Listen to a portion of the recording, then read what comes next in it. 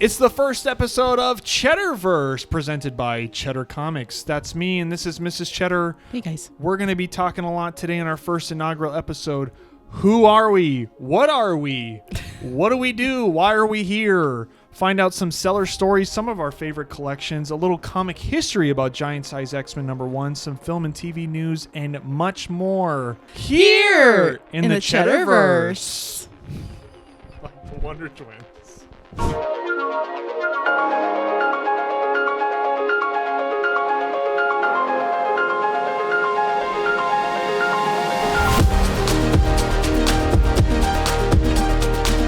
Welcome to the inaugural episode of CheddarVerse, a Cheddar Comics podcast.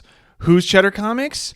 I am. I'm Chris at Cheddar Comics. This is Jen, Mrs. Cheddar Comics. What's up, everybody?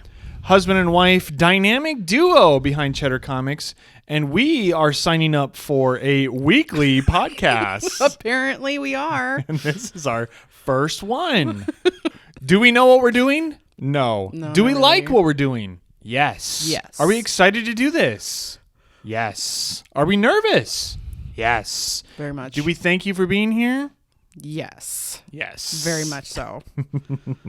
Thank you for tuning in. If you're joining over from Instagram, hello, friends. We appreciate you. And if you're watching on YouTube, hello. If I pointed to the camera. I'm glad I looked. Yeah, you looked at that one too. Like, who's over there? Who's over there? Oh, hey, Bill. No one. No one. Just a guy. Just some guy in our house. Just a guy from number 6. Hey, what's up, man? Yeah. So if you don't know who we are Cheddar Comics. Cheddar Comics over on Instagram at Cheddar_Comics. And Mrs. Cheddar Comics is at Mrs. Cheddar_Comics. We have a comic book buying and selling business. We sell on Instagram every Thursday. Most of the time. Most of the time. It's usually every Thursday. Sometimes we don't, but most of the time we are. Every Thursday, live sales on there. Yes. We just had our 4-year anniversary on Friday. Cheddar Comics is 4 years old. And we thought it was time to expand the CheddarVerse and start this podcast and just kind of talk about our lives and what we do and the comics that come in, a little bit of comic history, a little PC, a little weirdos along the way. All those fun experiences. All the fun experiences of our now lived experience. Yes. So crazy. We are husband and wife. We are? Who are you? Take your pills, dear. Yeah, right. We've been together. Mrs. Cheddar and I, Jen and I, have been together since 2009. We've been married since 2013. No, I know the year. I know the year. I was trying to do the math. Oh. 12. It'll be 13 years in June we've been married. Oh, my God. I know. I started Cheddar Comics 4 years ago. I remember I was there. It was your idea. And it was my idea. Yeah. We had a previous business before that. It ended up being a drone photography and video business. Yes. You and I started it as a TV production and commercial business. We did a lot of TV commercials and video, and we ended up buying a drone, and it ended up being a drone business, yada yada. People really liked that. Yeah. So we had that business for 8 years. Yeah, about. Which is crazy. Yeah. But then when COVID happened, I took a lot of real estate, construction, marketing videos, that kind of thing. So when COVID happened, it was like all the money out of the world just got sucked out. Yep. And no one was spending anything, in our business completely cratered. Yep. And we were barely getting by for a year. Yes. And we had just had, our baby was we just had our first baby. Yes. Our only baby, but only just baby. At that time, our first baby. Yes. And we closed the business when she was just over a year old. Yes. Made it a few months. Everything around us was burning on fire. Our whole lives were falling apart. Yeah. I had some money, and I don't even know how I was paying for stuff for a couple months. I think just like Getting by. Just getting by. Yeah. So I didn't know what to do. I had a very small Etsy shop. Yes. And, with maybe 100 listings on it. And Jen, Mrs. Cheddar, said, why don't you do the comics? And I said, that's crazy. I can't do that. How is that going to work? Verbatim. Those are direct quote. That's exactly what you said. That's crazy. How can I do that? That Yes. doesn't make any sense. I was like, there's no money there. We can't do that. How are we going to pay for the baby? And luckily I listened to her. I didn't really have many choices, I've been an entrepreneur working for myself for, I haven't had a boss in 12, 13 years. So yeah, it's kind of all I know is to have my own business. So we started Cheddar Comics 4 years ago, and I started it as, I think I first was selling on, I had the Etsy shop still, and I was selling on Whatnot for a little bit. And then a couple of years ago, we pivoted. And now, since then, that's when the business got good, is we started selling on Instagram every week. Went all in on Instagram. Yep. And now today, I started with 0 followers. I didn't know anybody. I didn't know what I was doing. And 4 years later, I've got 11,000 followers. We've got hundreds and hundreds of happy customers. Yes. Week in, week out, and business is thriving. And so we just thought, we have such kind of not an odd life, but maybe an interesting one where it would be interesting to hear some of our stories of all the comics that surround us and The seller life. And, yeah, the comics and the people. Especially that. And get to talk about that every week. Yeah. It's so fun. We have 2 different paths with comic books. Yeah, absolutely. For yours started when you met me. Yes, 100%. I had no idea that you were into comics because you kept that kind of like kind of muted in college. I'm trying to get a girlfriend. There were trying little, to get down. There are some little elements sprinkled here and there, like, Put that shit away. You had some like graphic Yeah. novels maybe, and Yeah. but what you really had that piqued my interest was, and it's like the weirdest little thing, was that you had this like box of postcards, and there was like 100 of them, and they all had golden and like Silver Age art covers. And that's where I got really interested in what this was, because I had never seen anything like that. So, and seeing, like, for me, what really drew me in, honestly, was the Golden Age Wonder Woman covers, and like seeing Wonder Woman #1. And that's what really drew me in, because I think after that, I just had all of these questions, like asking you mostly about her, I think. Sure. And that's kind of just where it sparked, our own relationship with comics, and kind of brought us together a little bit closer, I think, because I loved seeing like the joy that it brought out in you. Sure. And so we kind of started collecting a little bit in Chicago, just like covers, just fun little things just that we little can like stuff. put on our wall in our bedroom. Yeah. And it just kind of grew from there. So you went from 0 to having a half sleeve Wonder Woman tattoo Yes, on your arm. now- You can't see it under your sweatshirt for our podcast listeners, but Yes, now I have like an Art Nouveau yeah. Wonder Woman now tattoo. you're all in. Yeah, I'm all in. You're drinking the Kool-Aid now. Yeah, absolutely. But we met in film school. We're college Yes. sweethearts, Yes, so Yeah. that's where we met, and our background is in movies and production, and we've had a few businesses together, and Yes, now we're on this one. and here we are. So but yeah, sorry, your comic history. So yeah, that's where yours starts, is meeting me. For me, mine starts at birth. That makes sense. Pretty much. The minute light hit my eyes. The very beginning. Yeah, the very beginning. Once I got brought home, Because my dad, a little history about me, my dad owned 2 comic book stores in Portland, Oregon, Bergeron Collectibles, which a few friends on Instagram went to. Remember. Yeah, went That's to right. back in the day in the 80s. So cool. And so Dad had 2 stores. So I wasn't there like all the time, but I definitely grew up with the things that he brought home, so action figures and toys and posters and the TV shows or VHS tapes or, the mythology of the superheroes was all over. Yeah. And that pretty much just was a lot of my childhood. And then, of course, like going to the store, I went there. I didn't live there. I was too little. Yeah.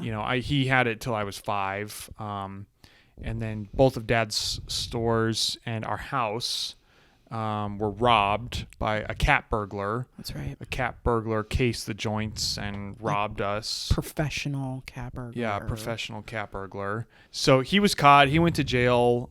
They got some of the comics back. We lost a lot of stuff, and my parents were just like, that's enough. Yeah. So we moved. The stores ended up closing. And Dad opened up a new store. He brought some of that inventory to Michigan when we moved there, but the town was too small where we lived. 10,000 people, so it just didn't make it. So I watched my dad close 2 brick and mortar stores. So I get people asking me all the time for Cheddar Comics, are you going to open a brick and mortar store? Do you have retail dreams? No, thank you. No, thank you. I have watched a loved one close 2 stores, so I would prefer to sell in my home online than go through that experience myself. So, and then as a teenager, my dad and I collected vintage comics. I'll tell the origin story some other time, but he taught me how to grade and taught me about the Silver Age, Golden Age, what's key, what was important. And that's like where I got my real love of actual like comics, not just the characters and the toys and the movies and stuff, but the actual comics themselves. As a teenager, that's where I fell in love with it and learned everything. And from then, after college, or once I left high school and I got to college, we had sold that collection, so I was very sad about it. After being built up for so long. And then by the time I met you in college, that's why it was kind of like muted. I just joke because I was trying to get laid, but it's just because it was just very muted because it was just a lot of heartbreak, and I was ready to move on to movies and film because we went to film school. So just kind of ready for something else. But Mrs. Cheddar Jen just asking me one question about it, and I was like, "Oh, please, yes, you think it's cool? Oh, right on, yeah, let's do it." I had no idea how deep this pull the thread went. Pull the thread, all came out.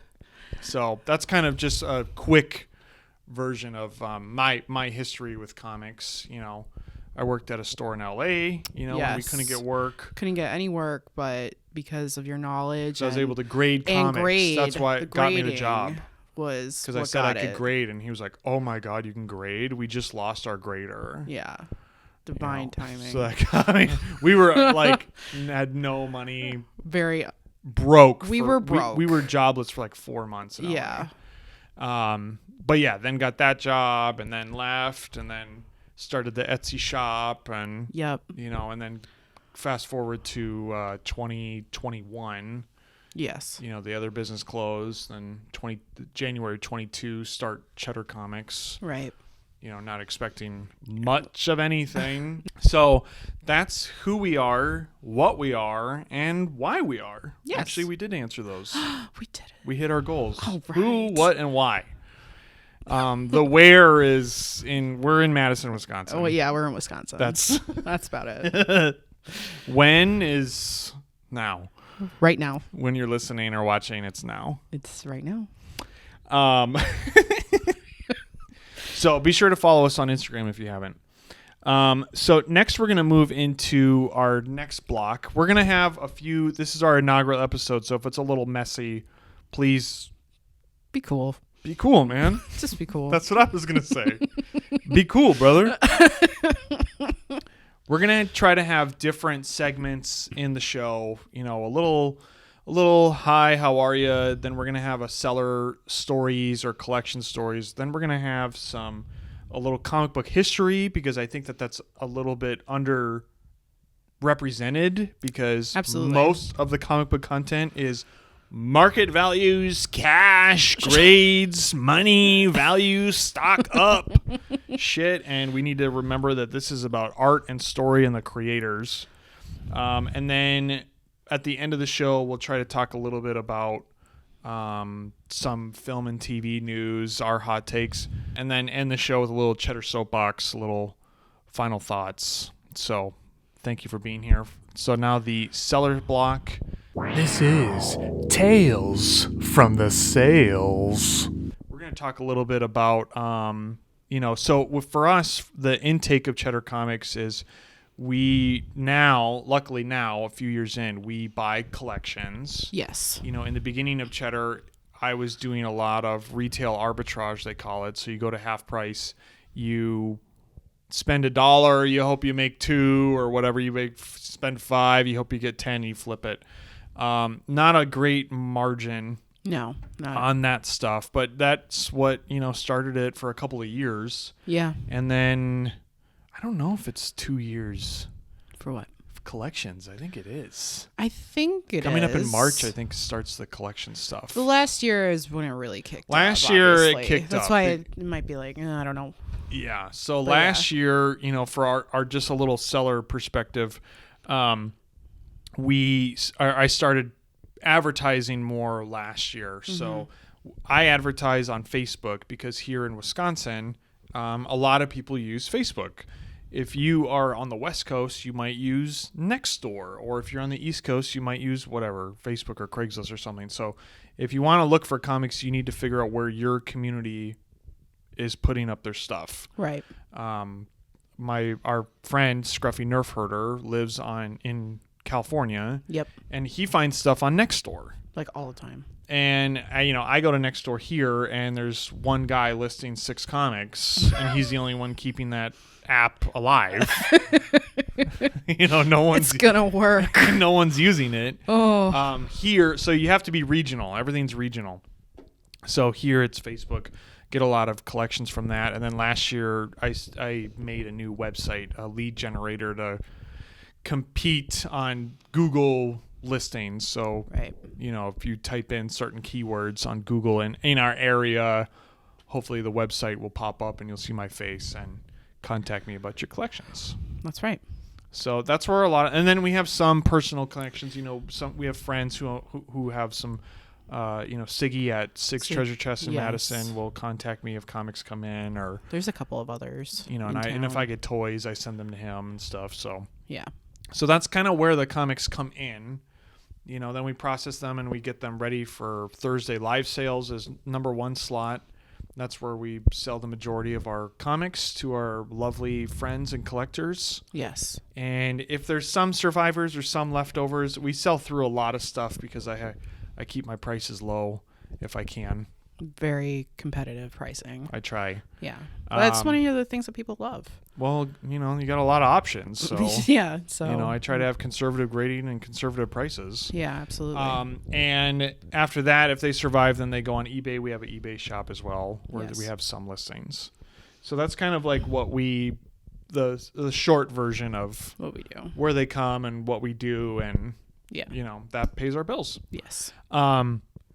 So what I wanted to ask you, for this kind of section is, there's my favorite part, and we talk about this all the time, is the stories of the collections, or the stories of the comics, or the stories of, where they came from, or all of that. You and I find the most interesting. Yeah, absolutely. So I know that there's a lot of stories that we could dive into, but I did want to ask you what was maybe one of your favorite collections or sellers, or sure, something like that over the years. I mean, started coming in a little bit more heavily in September, so I don't have like a ton, but one of the best ones so far was in Sauk City, about I don't know, half hour from Madison or whatever, and going into this very nice old woman's house from like, I don't know how old that house was, but she had a crazy scary basement. And it was... That building must have, I think it was built in like 1910. Yeah, it was... And it was like 3 stories. It was just Huge. so... It's the stuff of nightmares. But she had so many long boxes. How many? Like, I don't Well, she was selling them. She would... For a friend. Yeah, her friend had been storing them. Yes. Since the 90s. Yes. And she was finally like remember that back room? Yeah. So she took it. So this lady was selling them for her friend. They were all of her friend's comics, David. Mm-hmm. And remember, she's like, okay, they're down here. And she took us down into the basement. It's exposed brick. Yes. There's Cobwebs. one light. It's one light, with a light bulb and a little click. Pole, and Yep. there was one light down there, and she's like, yeah, I had to move them because this back room, and then she brings us further into the basement. This was a day, I'm usually by myself. Yeah. I usually go to people's homes by myself, and I always text Mrs. Cheddar the address of where I am. Yes. And what time I'll be there. Yes. And everything's always fine. And this one, I was kind of glad you were there with me, because I was like, this is such an old basement. This is the one I gotta come to. Yeah, this is your first one. Arachnophobia, Yeah, exactly. Terrified of like, what's gonna happen? There's gonna be a spider. I know there's gonna be a giant fucking spider. Oh no. I'm gonna freak out, and I gotta move all these old dusty boxes. Yeah. And because But remember, she brought us in that back room though. The reason that they had to sell, because one of that rooms was like, it was one like of the collapsing. walls was collapsing in. Yeah, that's right. And I had to move them all. So she was like, I need these gone because Yeah. this room is collapsing in, like, so. Okay, I'm glad we're down here. Yeah. Yeah. So anyways, that was my favorite experience, mostly because I got to see you do your thing. Oh, that's so sweet. Yeah, You after know. hearing about it for so many Yeah, years. I mean, I'm just hearing about, you just buying these things. But it was mostly just getting to see you, like, your process and what you did and how you spoke to people. But then also for me, because, I'm, your partner, getting to see the excitement of you pulling these books out, because he had a really great Green Lantern collection. Mm-hmm. And that was what got you into comics when you were a teenager. Showcase 22. And you had to sadly sell them all because that was the deal with your dad. Yeah. So to get to see you like connect with that again was really special. Oh, that's sweet. So and then I get to but then the nerd comes out and starts telling me all about the different Me, the nerd. Yes. Oh. Absolutely. Oh my god. I just I'm over here and he's over there, and I just keep hearing it's like, oh my god. Well, I didn't know I had an idea. That's kind of the fun part, because I can't know every book. Right. Or sometimes they'll tell me like, I have Star Treks, or I have Flash, or so I have like an idea of some things, and then other things are a total surprise, and you get a nice free dopamine hit. Yes. When you find a Green Lantern one or whatever. Right. So I'd say probably that one right now. So and it was cool for me to get to see, these old vintage comics.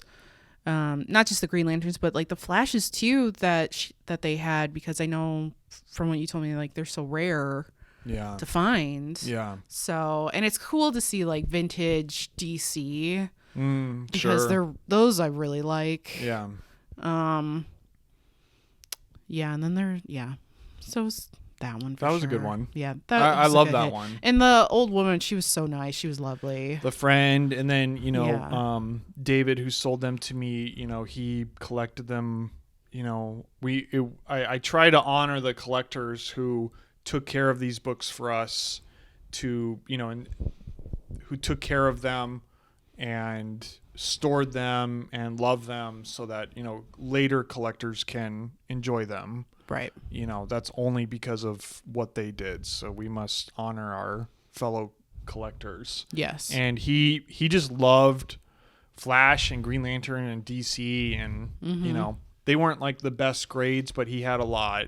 Yeah. And he was just happy he was selling them because he was starting a new project. Yeah, he was like a tech guy. And he needed the money as like seed money to roll into a new thing. So, that kind of thing is just a win-win-win. She got all that stuff out of her basement. We found some great comics. Our friends and customers are excited by the comics, and then he got the seed money to start his new thing. For his new project, which he was ecstatic about. Do you remember how long she had been holding those down there for him? They were there since the 90s. That's nuts. So at the recording of this podcast, that would have been like 30 years they were down there. That's so crazy to me. Yeah, and a lot of them had like addresses. Oh, yeah. Some of them had been shipped. So some of them were from California. Mm-hmm. So some of these... Oh my God. Yeah. Yeah, that was a great collection. Yeah, it was that really was really cool. fun. I mean, you have so many years of meeting new people. Yeah. But like, what can you think of one that would be your favorite? So there's tons and tons that I loved. I'm just so honored to even get to see some of them in the wild. They're not bought from other sellers and resold. These are found in the wild, plucked, and sometimes being sold for the first time. That's right. Yeah. My favorite one that comes to mind last year was there was some DC, but it was Marvel Silver Age.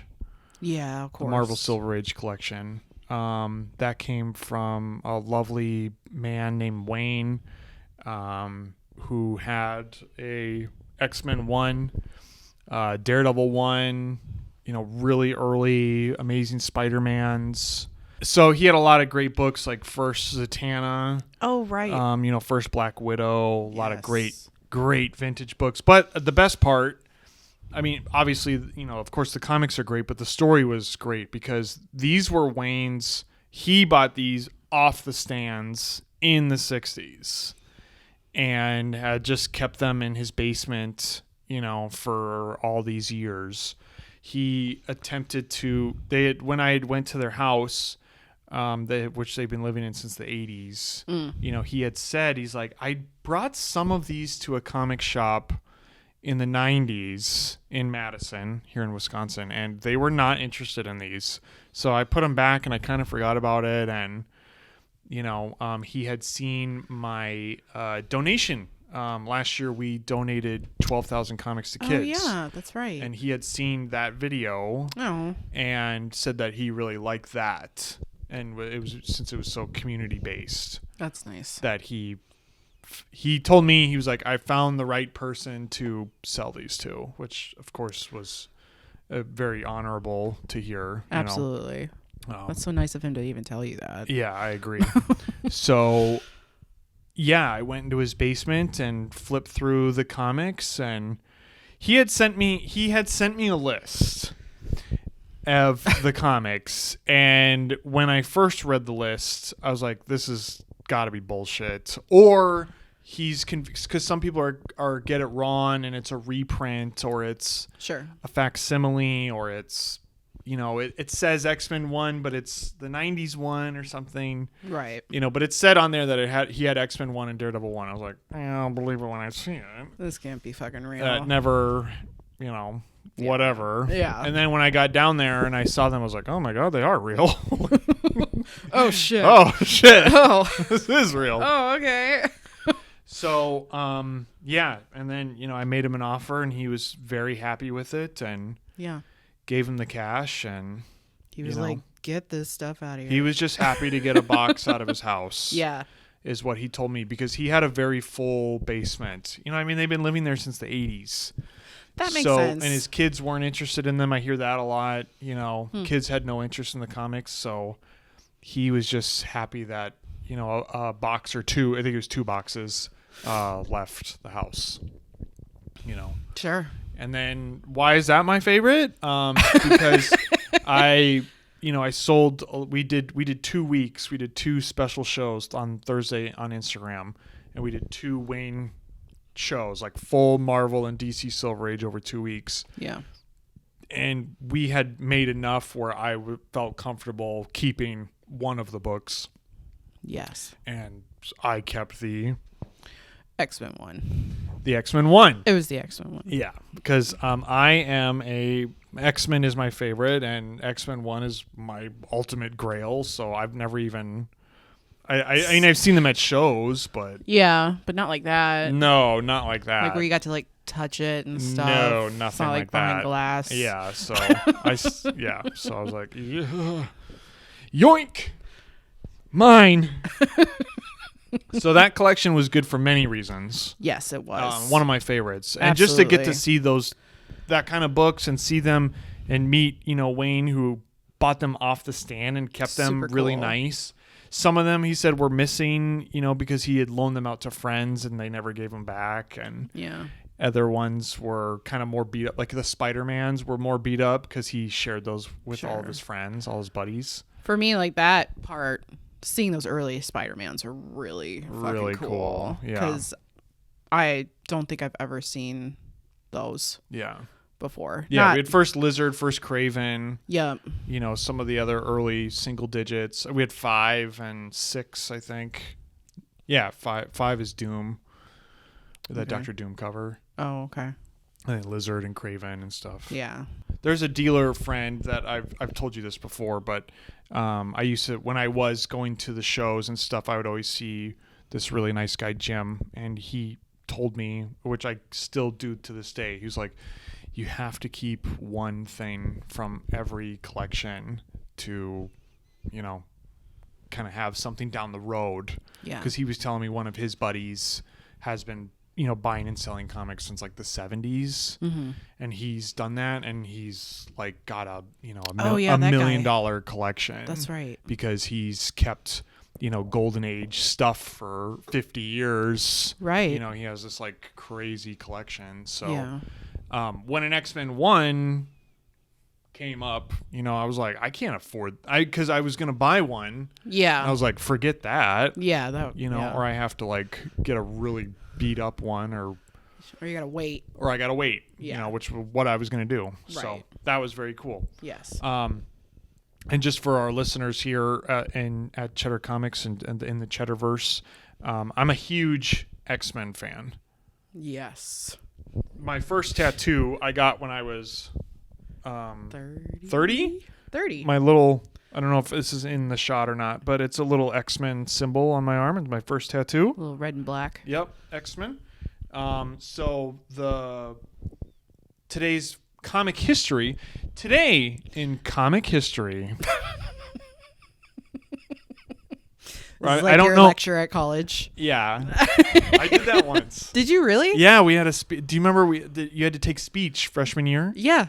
Oh yeah. There was there was an informative speech you had to make. And it was about X-Men 1? No, it was about comics. Oh, okay. I did the history of comics. Oh. For my informative speech. I got an A. It was the one time I got an A. Really? Yeah. That's so I had no idea what to do, and I did it. I was like the Golden Age, Silver Age, Bronze Age, and just kind of did an overview. Wow.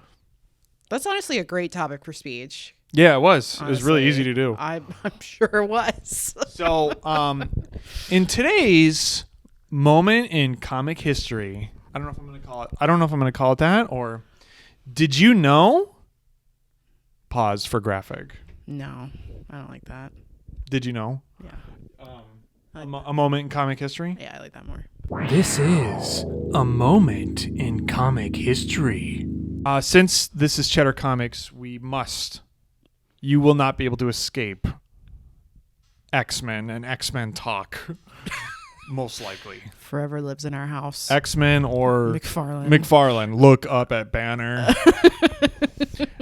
So I thought for the first A Moment in Comic History, we would talk about giant size X-Men. I don't know if this is in the shot. The editor will find that out later. You say, ooh, ah. There you go. This is my personal copy of Giant Size X-Men #1. This is first appearance of Storm, Nightcrawler, Colossus.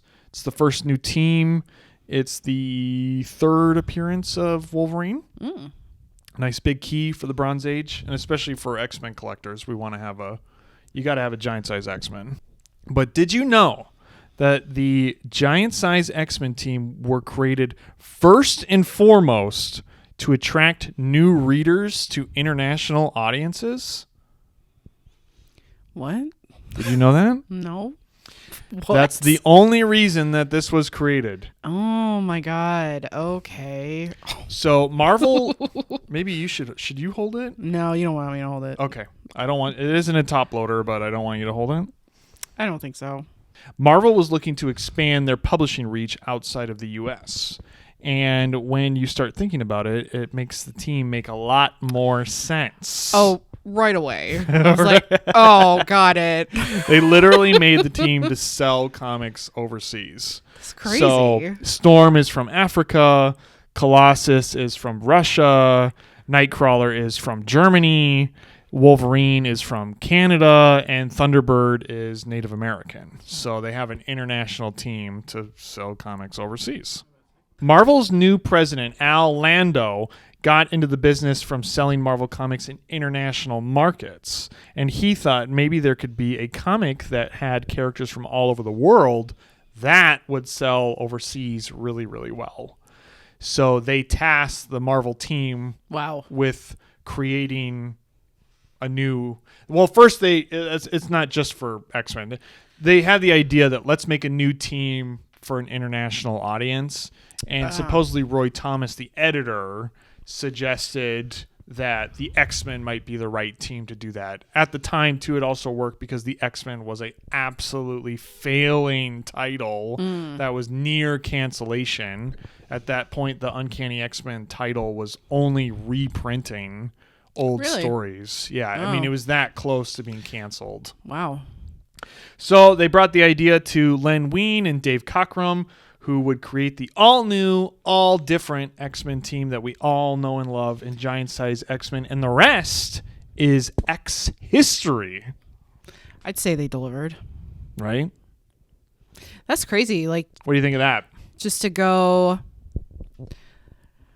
to create these characters from, like, different... Like, that's all they had, like, different countries. Like, okay, got it. And I've seen a lot of different takes that... Some versions of the characters were being like shopped around, like, you know, that Colossus was originally like a character called like I'm gonna get it wrong, but the Strong Man or something, and they reused it, and they, you know, so some of them were kind of floating around a little bit. Oh, okay. And then they became. I mean, to me as an X-Men fan, this, you know, besides the original, I'm wearing both teams. Yes, I got both teams here. The original team, of course, is great, but I would say most people's... They know this team. Yeah, or, you know, maybe the blue and gold teams of Jim Lee's run or something. Sure. But this team is where... And it's an iconic cover and, yeah, you know, by Gil Kane. So that's today's moment in comic history. What do you think of that? Did you know any of that? No. That's very interesting. Is that cool? I think it's so cool just, like, from a creative standpoint, honestly, to just, like, have, like... We need to sell comics overseas. And I think create something. Yeah, absolutely. Like, what? Okay. Yeah. And this is what they came out with? You know, like, fuck. Yeah, the new X-Men Good team. job, guys. The best team. You know, one of the best teams. And I think like that's really forgotten about in comic book history, because if you read enough books or comic book history, I have some on my shelf up here. There's Marvel Comics, The Untold Story is a great one by Sean Howe. And when you read these books, you know, like I live with the characters, with the mythology, with the collecting and stuff, and you just think of them as larger than life, and it's divine creativity and all of this stuff. And when you read those books, you really pick up fast, like, this is about publishing, and this is about selling these books and staying afloat. That's so crazy. I never think of that. Trying to get, especially in this, when Stan Lee was pretty much the only one in the office running the whole thing. Like, how do we keep the doors open for another month? Wow. You know, so like with Giant Size X-Men, you know, how do we expand our reach and keep selling comics and, you know, let's try overseas. So that's today's moment in comic book history. Very cool. You like that one? Yeah, it's very interesting to see, like, or to know the origins. It's cool, right? Of how they were birthed. I couldn't believe it. No, we just really need to sell some comics. Come up with something. And I don't even know. I don't think it worked. Yeah, that's true. Like, did it work? I couldn't find out. I tried looking to see, like, did international sales increase? I couldn't find that answer because once you cross over into the foreign stuff, it gets kind of murky with data and stuff. But either way, it revitalized the American X-Men comics. So whatever their intentions were, it worked. It worked because it revitalized the whole X-Men title, which would later, of course, become in the 70s and the 80s. When you read these books too, you will quickly pick up that the Uncanny X-Men title with Claremont was the crown jewel at Marvel. It was they were always trying to recreate the success of Claremont and them's Uncanny X-Men title. So whatever they intended to do, it worked way better than they ever could have expected. So, like, for international comics, like, have you ever seen like a giant size X-Men from like Germany? Absolutely. Is in the title the same, or is it in German? That's probably a dumb question, but it'll be in German. Okay. Yeah. Okay. You don't want to collect those, huh? Oh, I do. Oh, you do? Finding out. Shows what I fucking know.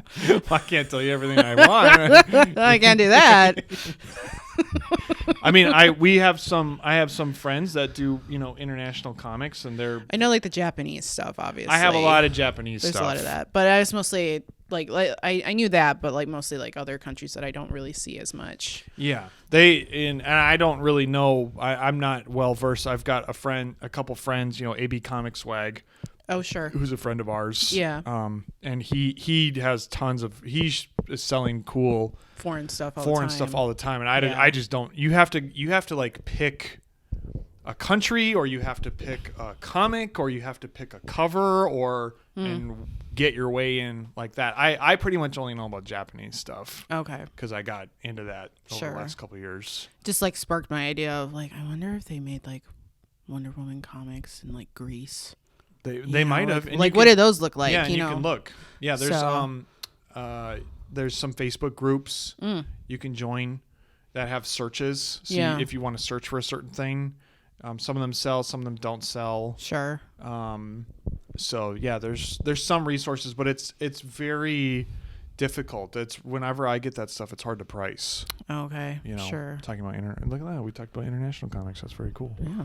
Yeah. So there's very a lot. Interesting. It's a whole other world that like I don't ever see, but like when you get like international clients or customers, it's like, oh, that's so cool. Yeah, exactly. You know, because I think a lot of them say like we don't have this, or I haven't seen it. Oh, you're saying when they're overseas. Yeah. When they are overseas, a foreigner. Yeah. Like in France or England. I gotcha. Yeah. Because I'm just used to us, like, you know, you always have it. Yeah, they see French books and they see. Right, but obviously that's not the case. Yeah. It shows how, you know, naive. I don't know. Oh, no. Yeah, I mean, you start drilling down into it, and then you're like, oh, yeah, what were the 60s in Paris like for comics? Yeah. You know, or whatever. Yeah.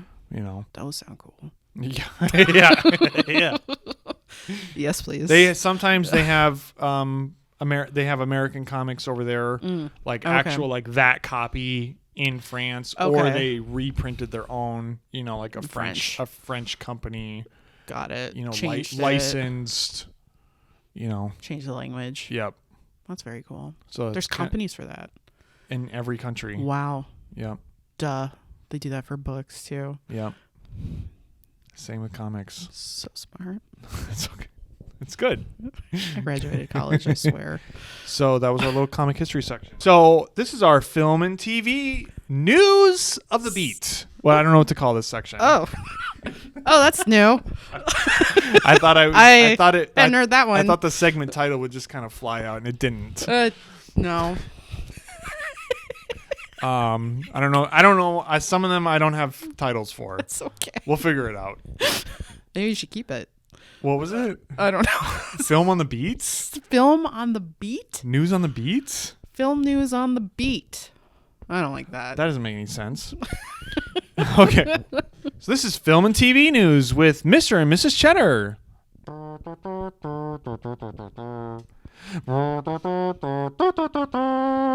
This is Hot Takes on Film and TV News. What I'm going to start doing is I'm going to start storing up news pieces over the week. Usually I am the one that tells you these things, right? Yes, I am not plugged in. I'm not plugged in that much. But I'll tell you and we'll discuss it. So yes. Now we're going to do that here on CheddarVerse. Okay, great. I also want to preface this. Like I don't know if I said it earlier or if that was in the other one, but me and Mrs. Cheddar have a film and TV background. We love movies. You might be able to see the RoboCop poster behind her, and you know we're not snobs, but we don't just shovel it. We're not just like gonna let Mickey Mouse shovel in a big barrel of shit into our mouth and fucking smile about it. I mean, if it sucks, it sucks. Yeah, you know, and they need to know that it sucks, because if you just take whatever they give you, they're just going to give you the same slop they'll always give you, and they'll be happy about it because they already got your money. That's right. Right? So we're not hyper critical. We love a lot of stuff. Oh yeah. You know, very much so. We love Superman, James Gunn's Superman. Oh yeah, that's wonderful. You know, we're that. not haters, but but we're not going to be corporate goons. No. Marching along to the mouse's orders either. Fuck no. So we can be we're just, you know, we have a critical eye on what it is. Yes. You know, I'm pretty happy with most stuff. Yeah. You know, but you got to call gutters and strikes when you see them. That's, you know, how we view film criticism and TV criticism, and absolutely, and also just and sometimes I don't care and I'm just a fan and I'm like, that was cool and I liked it, and other times I'm like, that was dog shit. Right. That was hot dog shit. Yes. So the first piece of news yes. comes from the Marvel Cinematic Universe I wanted to tell you about. Okay. I was reading this is maybe they're unconfirmed reports or maybe they're confirmed. They sound real to me, so I'm repeating them. Oh shit. Kevin Feige yes. has his hands off of Spider-Man Brand New Day, and he's letting Amy Pascal, the Sony... What? Hold on. I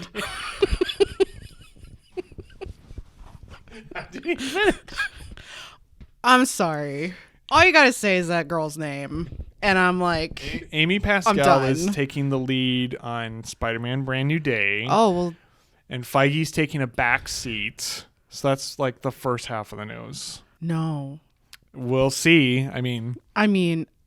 Okay, this is because he was heavily involved in the Home series, right? You know, the Far From Home and all those. And they were like, "Get him out of here." No, it wasn't. I'll tell you the second piece of news. So it sounds bad only hearing half of it. He's doing that because he is 100% focused on Avengers Doomsday and Avengers Secret Wars. Okay, he's so scared and worried that he can't work on 3 movies. He's got to work on just those 2 movies to save the MCU, is how I read it. Yeah, absolutely. You know, full focus on these 2 movies. Or he feels very confident, you know, that Spider-Man will be totally fine and it's in capable hands. You know, they're still producing it and they have their director doing it. So he trusts that. Maybe he just trusts that enough. And I think it's good that he is so focused on Doomsday and Secret Wars, because everything, the whole that's true, because brand and franchise is riding on that. I feel like when they have to like split him apart, that's why it's been bad. Yeah, exactly. That's why we've been in this multiverse dog shit. Yeah, you just lose, like you can see like the focus in the film. They just thought that the machine could take care of it, and the machine cannot take care of it. You need a hands-on producer like him who is a fan right. of comics, which is why these movies have worked, and it's the biggest franchise in cinema history. Yeah. Is because there's a fan at the helm. Right. You know, and that's why it worked. Yes. So I just thought that it sounded more like the old days because Well, they split them at COVID. right. The Disney, they rearranged everybody and they put him more. They put him more on TV. They put him higher. Yeah. So he was less hands-on, but he had more projects. Yeah. And then that's why we've had like 6 years of shit. You know, not its best. I mean, you can find a couple that you like, of course. Of course, yeah. But you know, the majority. But for the majority, it's a downgraded franchise. Yes. There wasn't a single... editor will have to check this, but I'm pretty sure that this is the first, last year, 2025 was the first year that no Marvel Studios movie was in the top 10 of the box office. Really? Yeah. Oh my God. So if it's not that just says a it all critical right thing, there. it's a box office thing as well. And yeah. I think the audience feels it. Yeah. Same thing. So he's fully focused on Doomsday and Secret Wars, which I think is a good thing. I mean, that is a good thing for those movies. Yeah, for those two, that's good. I mean, I think they have a lot of faith because it is Spider-Man, and I mean, aren't they like almost done with production? Yeah, I mean, maybe he was there for the development, and the writing, and the casting, and which is good. Who knows? Yeah. I don't know exactly when he took the off ramp, but sure, he's not as focused on it. I was just like hearing her name, I was just like immediately triggered. I'm like, oh no. Yeah. So, something. Sony. The producer of Madame Web, Morbius, and Kraven the Hunter will have the helm, her hands on the wheel. So let's lower it a bit.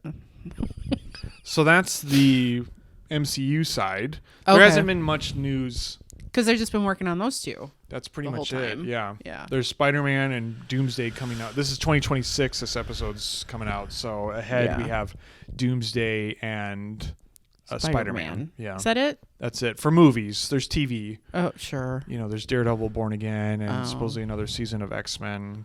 Oh, 97, yeah, that's supposed right. to come out this year. Oh, I hope so. So that's kind of the Marvel side. Okay. And I'll try to keep up on the news and bring them to you here. Good. In the CheddarVerse. Good. So that's the Marvel side. So, okay. But where's all the real attention? DC, James Gunn, right? A lot of pots boiling over there. They got a lot cooking. Everyone's excited by everything. Sure. This week we just had the new Supergirl trailer with Lobo. The Lobo trailer. Yeah. You mean the Lobo trailer? Because everybody's excited about that. I didn't see anyone say a word about Supergirl, and I saw everyone saying everything about Lobo. Yeah, they showed like one shot of her. yeah. And they're like, okay. That's enough. Well, she's in it. And then, so I did want to just touch on that because that was like the big trailer as we're recording this. Okay. And obviously the only thing to talk about is how Jason Momoa is awesome. And it's one of those, there's a few like very perfect castings in comic book movies. Yeah. I think, obviously, people will say like Tony Stark, Robert Downey Jr. I think of like James Earl Haley, I forget his name, Rorschach, or sure. There's like certain actors that are just, they get cast and you're like, oh my God, is this perfect? And say that about Deadpool, sure, Ryan Reynolds, and Jason Momoa as Lobo is one of these castings by far. Easily. I don't know if we've talked about this before, but he was obviously Aquaman in the Snyderverse. When he went to go, he's a huge Lobo fan. That makes sense. And he says that he has collected every Lobo comic ever. That's how much of an actual fan he is. Oh my God. And when he went and met Zack Snyder to talk about, I forgot what the first one, if it was Batman, Superman, or Justice League. I don't know when Aquaman first appeared. I don't remember because I don't want to remember those movies. Yeah. But when he first met Zack Snyder for a meeting, it was just a meeting about a DC project. Oh, yeah. He didn't know what he was meeting him for. Yeah, sure. So he went into the meeting and they start talking, and Jason Momoa was like, I'm going to be Lobo, right? And Zack Snyder was like, no. Lobo's not in this universe. And he was like, oh, who am I? Who do you want me to be? He's like, Aquaman. Obviously. Aquaman. Obviously, Aquaman. Oh. You are the water guy. And then, so, that universe collapses. DC gets sold. Yep. Or not sold. It didn't get sold. It changed hands. Yeah. James Gunn becomes the head of DC. One of his first text messages is from Jason Momoa. Lobo! So he's been like consistently wanting to be Lobo, excited about Lobo, loves Lobo. So I'm gonna play Lobo. To see him, I mean, he's just he's just loving it. Pitch perfect. Oh my god. Yes. He looks awesome. He's gonna bring all of the right tone because he's a fan, and that's what you need. And absolutely. So we're all really just excited about that. The Lobo movie with Supergirl. Yeah, Supergirl's in it. Yeah. And her dog. Yeah. So as far as the Supergirl movie goes, I mean, it looks like Guardians of the Galaxy to me. My God, yes. I mean, like visually, aesthetically looks like it really does. Guardians from 2012 or whatever year that came out. Yeah. I mean, it just looks exactly like it. Yeah. So I don't know. I'm interested to see more, of course. Yes. But as of right now, I think everyone's just kind of excited for Lobo. Yeah. So that was some DC news. The other DC news. Okay. Oh God. See, and I'm keeping these because you don't know these, and this is the one I've been keeping from you. Scared. Because I told you, I was like, I have this one, but I'm not going to tell you. Okay. Is it about James Gunn? It's a James Gunn hire. So, know that all the questions he gets are about Batman. The DCU. It's not Batman casting. Okay. But it's all about, when is Batman? Is he going to have gray and blue? Is he going to have white eyes? All those kind of things. It's like all of his questions are feeling about Batman, right? So it's a very important That's a heavy one. Thing to be touching, especially because they have the Elseworlds Pattinson Batman. Yes. And they have to kind of balance being different from that one. Sure. Whatever. So this week, so they have the Brave and the Bold movie that Andy Muschietti, I might be saying his name wrong, who directed The Flash and the It movies. Oh. He's still attached to direct the Brave and the Bold movie. Okay. And it's supposed to have Batman and Robin. This week, they finally hired the writer to do that movie, which they've never had. So it's actually like moving forward. Oh, cool. Yeah, cool, huh? Oh, no. The writer they hired, I have my iPad here so I can get her name. Christina Hodson is the writer. You don't know her, but you know her movies. She wrote The Flash, and she wrote Birds of Prey. You remember that DC, the one with Margot Robbie? Oh, yeah, I remember that one. She wrote Birds of Prey.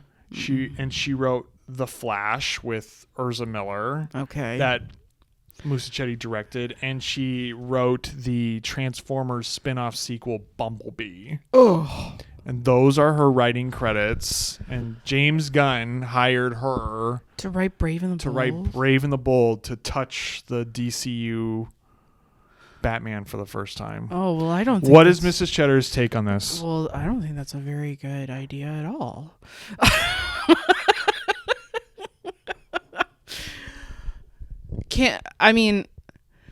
Birds of Prey was very discombobulated. It was very choppy. Yeah. The story, from what I can remember, because I remember that being like the last movie we saw in the movie theaters before COVID. That's right. And though, of course, you enjoy Margot Robbie's, Harley, everything else around it, though, was very choppy. Mm. The writing was whatever. Mm-hmm. Very surface level. Yeah. No depth at all. And like that character Harley, like she had a lot going on because she had broken up with the Joker, and emotionally, I thought we were going to get some more depth. Yeah. And it was not about that. And I don't even remember who that bad guy was. Was that Kevin Bacon? Did he play the bad guy? No, it was Ewan McGregor. Ewan McGregor, sorry. And it's like, He was whatever. Yeah. I think that's what those movies are. They're whatever. And I think most people are fixated on The Flash because that's more recent. Sure, The Flash, I couldn't really speak on because I don't really remember it very well. That's how much I liked it. Yeah. Honestly. I remember... That's why she's getting the job because she wrote those. Andy's directing it, but she's writing it. So people are like, "Oh my God, we're just gonna get the Flash again for the first Batman movie." Yeah, like we're gonna get that level of quality. Yeah, for Batman. The first time you're gonna have your DCU Batman. So a lot of people are saying this is James Gunn's first huge fumble. Absolutely, like this is. I would totally agree. You know. I think that is a bad call. Most people are like, what are you thinking? She's the wrong choice. Mm-hmm. This isn't the direction to go, but I think like obviously for me it's just like, sure, I love hearing that, you know, female creators are being hired. Like that's wonderful. But for the first Batman in his universe with that tone, I just don't understand where they're seeing that. Yeah, and I would say too, I mean, there is like, he's very script focused, so, you know, if the script isn't to his liking, they won't move forward with it. So sure, he's very much in control of that. And that is a good thing, because he's correct about that. But yes. Yeah. So that's what's going on in James Gunn's DC universe. We'll have to wait and see. Oh, boy. See if they move ahead with that. Yeah, we'll see. So now I'm going to do a new, this will be our final segment of every podcast until I don't want to do it anymore. Or until I say it's enough. This is Cheddar's Soapbox. The title's playing. Oh, I see. I was like, what are you doing? Title, editor. Cheddar's Soapbox. It'd be kind of my final thoughts, something I want to say to the audience. You know, that's nice. Maybe a note or just an editorial at the end of every podcast. Oh, okay. This is Cheddar's Soapbox. So for today's Cheddar Soapbox, I want to talk about how I believe that comic books are one of the great American art forms. It is not just me, it is the French who also believe that comic books are one of the great American art forms along with jazz, and that comic books are as close to our American mythology as we will ever get. There is nothing more American than creating stories and selling them to the public for money. And I truly believe that since the birth of Superman, there has been a continuous story being told, and that is as close to American mythology as we can get for all of our pros and our strengths, and all of our weaknesses are shown and reflected in the great American art form that is comic books. Thank you for listening. That's lovely. So we want to thank you for being here for our very first episode of CheddarVerse. Mrs. Cheddar, you survived. I've survived. You made it? Made it. I don't do this stuff. You'll be back here in just a few days. Can't wait. To do episode 2. So thank you. We hope that you subscribe or like or comment. Yeah, let us know. Yeah, let us know. Please. What was your favorite segment? What was, something that resonated with you? What's something you want to hear next time? Be sure to follow us on Instagram. I'm at Cheddar_Comics, and Mrs. Cheddar is at Mrs. Cheddar_Comics on Instagram for our weekly Thursday live sales. Buy a t-shirt at cheddarcomics.com. Ooh. Or subscribe here on YouTube or Spotify or wherever you're listening to this, and let us know what you think. What part did you like? What was your favorite part? Comment below. Let us know when we can start getting a feedback loop and seeing what you like or what you don't like. And that would be great. Yeah, that'd be great. Yes, Tell please. Mrs. Cheddar what a great job she did. You don't need to do that. Yeah, they do. No. And we will be here every week, so we will see you next time. Same Cheddar time, same Cheddar channel. This has been a Cheddar Comics podcast. Tune in next week for issue number 2.